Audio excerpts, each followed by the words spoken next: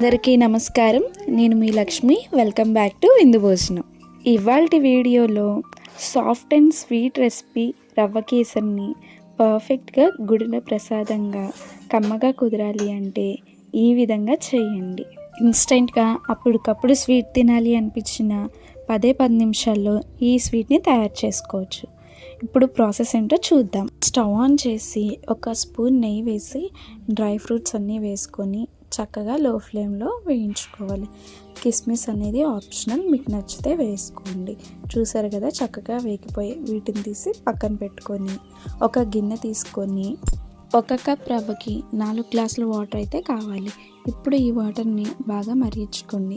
దీంట్లోనే 2 యాలకులు, కొంచెం ఫుడ్ కలర్ కానీ లేదా కుంకుమ పువ్వు కానీ వేసుకొని మరిగించుకోండి.